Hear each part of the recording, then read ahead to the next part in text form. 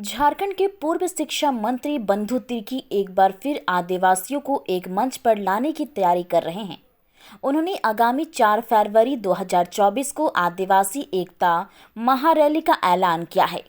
रांची में आयोजित एक संवाददाता सम्मेलन को संबोधित करते हुए उन्होंने कहा कि झारखंड में विखंडित हो रहे आदिवासियों को एकजुट करना बेहद जरूरी है। बता दें कि पिछले दिनों जनजाति रक्षा मंच के बैनर तले उलगुलान डिलिस्टिंग रैली का आयोजन किया गया था, जिसे बंधु तिर्की ने सिरे से नकारते हुए कहा कि यह सीधे तौर पर यहाँ के आदिवासियों मूलवासियों को भ्रमित करने का रैली था। इस रैली में सिर्फ जातिवाद ही मुख्य उद्देश्य रहा। उन्होंने आयोजकों से सवाल करते हुए कहा कि क्या धर्म और जाति के नाम पर ही आरक्षण मिलेगा, यह उन्हें जवाब देना चाहिए। बंधु तिर्की ने कहा कि सरकार किसी एक जाति धर्म का नहीं, राज्य का मुखिया होता है और सभी उसके लिए बराबर हैं। इसलिए ऐसे लोग जाति धर्म विशेष के नाम पर झारखंड के आदिवासी मूलवासियों को दिग्भ्रमित करने का काम ना करें। कुराव पंखराज बाबा के बारे में इनको बताना चाहिए कि स्वर्गीय कार्तिक उरांव आदिवासी के लिए शिक्षा के क्षेत्र में पूरे आपके पड़ोसी राज्य उड़ीसा से लेकर के आपका छत्तीसगढ़, और उस समय छत्तीसगढ़ अलग नहीं हुआ था, एमपी का पार्ट था, झारखंड बंगाल मिला के 72 स्कूल उनके द्वारा चलाया गया था। अखिल भारतीय आदिवासी विकास परिषद के तत्वाधान में 72 स्कूल उनके द्वारा चलाया गया। मैं पूछना चाहता हूं उन नेताओं को, बड़ी बड़ी भाषण दे रहे थे मोराबादी मैदान में कि यूपीए गवर्नमेंट के द्वारा उनको अनुदान दिया जाता था। केंद्र सरकार में केंद्र सरकार के द्वारा अनुदान दिया जाता था। अटल बिहारी वाजपेयी के सरकार में बंद कराया गया या नहीं, इसका जवाब उनसे मैं मांगता हूं, और उनको बताना चाहिए कि ये 72 स्कूल क्यों बंद हुए। ये 72 स्कूल उनके द्वारा क्यों बंद किया गया। आज कार्तिक उरांव जी के नाम पर वोट को पोलराइज करने के लिए जिस तरह से आपकी उनका बात किया जाता है, ये जो प्रदेश है इस प्रदेश में गोडसे और सावरकर का विचारधारा नहीं चलेगा। इस प्रदेश में जमीन बचाने वालों का चलेगा। जमीन बचाने वालों का विचारधारा भगवान बिरसा मुंडा का विचारधारा चलेगा। जमीन बचाने के बारे क्यों नहीं कही गई इनके द्वारा, जमीन लुटेरों के बारे क्यों नहीं कही गई।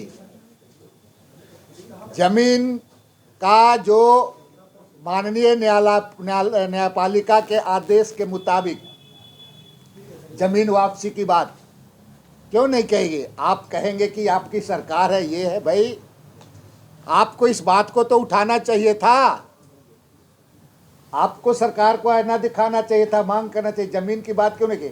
आपको मालूम होगा, मैं अपने प्रदेश कांग्रेस के कार्यालय में मैंने पूरे दस्तावेज के साथ पूरा 25 से 30 जमीन लुटेरों का नाम आपको दिया था, और आइडेंटिफाइड करके कि ये सारे लोग भाजपा से रिलेटेड हैं।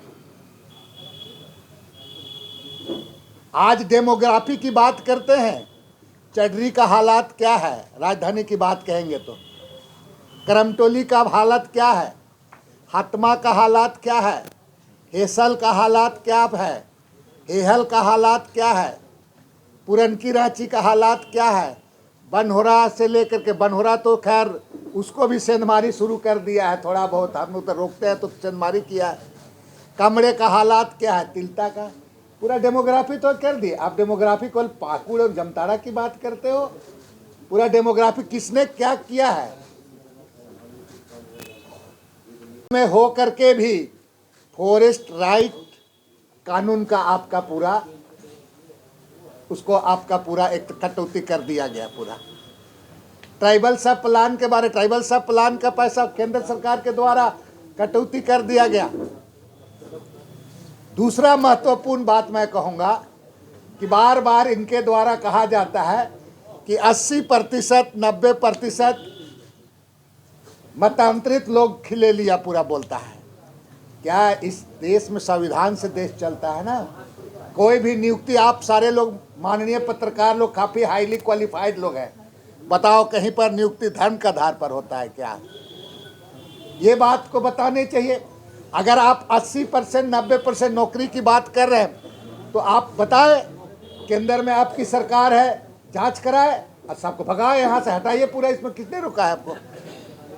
भाई कोई नियम कानून आप देश में, इस देश के संविधान में कोई भी धर्म को उसको मनाने का, प्रचार करने का उसका अधिकार है।